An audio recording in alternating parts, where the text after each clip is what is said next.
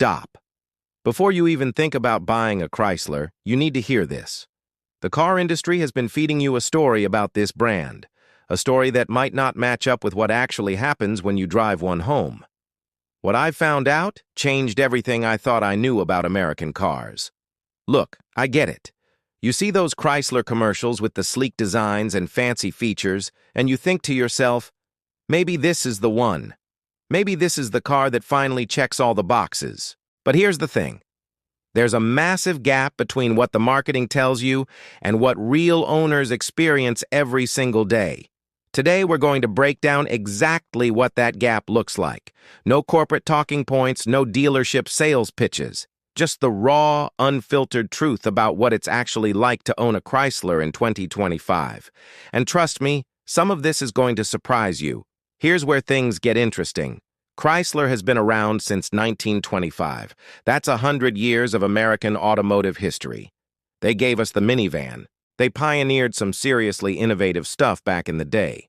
But somewhere along the way, something shifted. Now, when you mention Chrysler to car enthusiasts or even regular drivers, you get this mixed reaction that ranges from nostalgia to complete skepticism. The real problem isn't just about whether Chryslers are good or bad. That's too simple. The real issue is understanding what you're actually getting when you put your money down on one of these vehicles.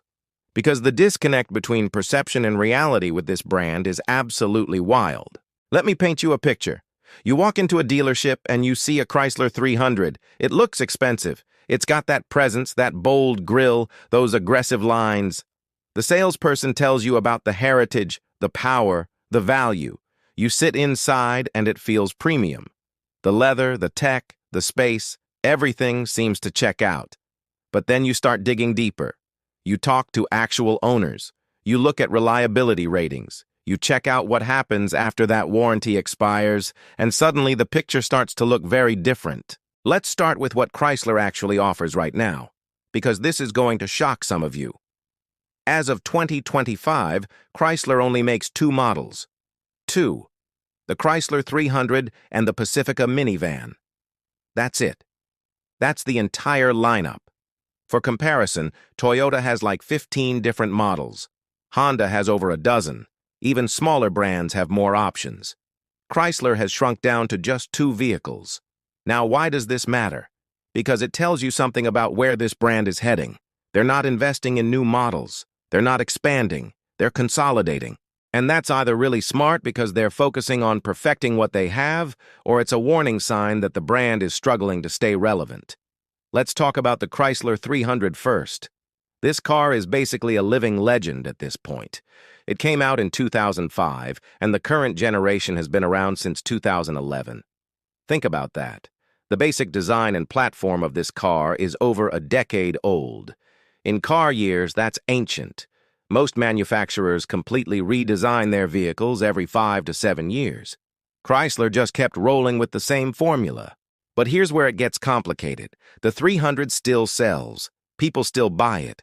Why? Because it offers something that's hard to find these days. That big, bold American sedan experience. You get rear-wheel drive, available V8 power, and a look that turns heads. For the price, you're getting a lot of car, a lot of metal, a lot of space, a lot of presence. The base model comes with a V6 engine that puts out around 292 horsepower. That's respectable. That'll get you moving. But if you step up to the 300S or 300C, you can get a 5.7-liter Hemi V8 cranking out 363 horsepower. And that right there is the heart of the Chrysler appeal. That rumble, that power, that old-school American muscle car feeling in a four-door sedan. Inside, the 300 surprises people. The materials are decent. You've got an 8.4-inch touchscreen running Uconnect, which honestly is one of the better infotainment systems out there. It's responsive, it's intuitive, it's not fighting you every time you want to change the radio station. You get Apple CarPlay and Android Auto Standard. The seats are comfortable. There's legitimate legroom in the back. For a family car or a daily driver, the interior works. But now let's flip the coin. Here's what they don't tell you in the showroom. That old platform I mentioned, it means old technology in key areas. The fuel economy is rough. We're talking 19 mpg in the city and 30 on the highway for the V6. The reliability ratings tell an interesting story. Consumer Reports gives Chrysler as a brand one of the lowest reliability scores in the industry. We're talking bottom tier. J.D. Power's dependability studies consistently rank Chrysler below average. What does this mean in real terms? It means you're more likely to have issues. Electrical problems, transmission quirks, little things that break or stop working properly. Now, some Chrysler owners will tell you they've never had a problem. They'll swear by their car. And that's totally valid. Individual experiences vary. But when we look at the aggregate data, when we look at thousands and thousands of owners, the pattern is clear. Chryslers tend to have more problems than competitors like Toyota, Honda, or even other American brands like Ford. Let's move to the Chrysler Pacifica, because this is where things get really interesting. The Pacifica is actually one of Chrysler's success stories. It's a minivan, and I know what you're thinking. Minivans aren't cool. They're not exciting. But here's the reality. If you need to move a family around, if you need space and functionality, minivans are unmatched. The Pacifica came out in 2017 as a replacement for the town and country. And honestly, Chrysler did something right here. They made a minivan that doesn't look like a total embarrassment to drive. The styling is modern. The interior is genuinely nice, especially in the higher trims. You can get leather that actually feels premium. The second row seats are these amazing captain's chairs that can recline and have ottomans. It's legitimately comfortable. The Pacifica's killer feature is stow-and-go seating. The second and third row seats fold completely flat into the floor. You don't have to lug heavy seats out of the car like you do with a Honda Odyssey or Toyota Sienna. You just pull a few straps and boom, you have a massive flat cargo area. It is, without a doubt, the most practical seating system in any vehicle, period. You can go from a 7-passenger family hauler to a cargo van in about 60 seconds. It's genius. And then there's the Pacifica Hybrid. This isn't just a regular hybrid. It's a plug-in hybrid. You can get over 30 miles of all-electric range. That means, for most people, your daily commute, school runs, and grocery trips can be done without using a single drop of gas. That's a huge deal. It's the only plug-in hybrid minivan on the market, and it gives the Pacifica a massive advantage over its competitors. But again, we have to look at the other side of the coin. That amazing hybrid powertrain, it has been plagued with problems. There have been numerous recalls, including a very serious one where the company told owners not to park the vans in their garages or near structures because of a risk of fires. While recalls are addressed, that kind of thing shatters consumer confidence. And even on the non-hybrid Pacifica, those reliability scores from Consumer Reports and J.D. Power are still hanging around the bottom. Owners report issues with the infotainment system freezing, electrical gremlins, and transmission problems. So you have this brilliant, innovative, super practical minivan that is, according to the data, one of the least reliable vehicles you can buy. That's the Chrysler paradox in a nutshell. So, what does this all mean for you, the potential buyer? It means buying a Chrysler in 2025 is a calculated risk. You're not buying a Toyota, where you can reasonably expect 200,000 miles of trouble-free driving. You're buying a vehicle that offers unique features and a certain style, but comes with a higher-than-average chance of needing repairs.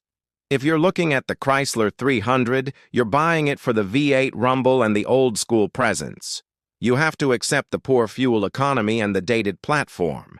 You have to be prepared for the possibility that things might go wrong more often than they would on a Honda Accord or a Toyota Camry. If you're willing to make that trade-off for the style and power, maybe it's the right car for you. But go in with your eyes open. If you're looking at the Pacifica, you're buying it for the stow-and-go seats, and, if you get the hybrid, the incredible fuel-saving potential. No other minivan can match those features. But you are also taking a gamble on reliability. Is the amazing practicality worth the potential for more trips to the service center? For some families, the answer is a resounding yes. For others, the peace of mind of a more reliable but less feature-rich competitor is a better choice. My final advice is this: do not buy a Chrysler without an extended warranty. I can't stress this enough. Given the brand's reliability record, an extended warranty isn't just a good idea. It's essential. It's the cost of entry for owning one of these vehicles and protecting yourself from potentially expensive repairs down the road. Chrysler is at a crossroads. 100 years of history has led to this moment with a two-car lineup that perfectly encapsulates the brand's strengths and weaknesses. They offer things you can't get anywhere else, but they ask you to take a leap of faith on reliability. So, should you buy one? That's a question only you can answer. But now you have the full story. Not the marketing hype, but the real-world facts. You know the risks, and you know the rewards. Whatever you decide, you're now making an informed choice. Thanks for watching. If this video helped you out, do me a favor and hit that like button and subscribe for more honest car reviews. Drive safe, and I'll see you in the next one.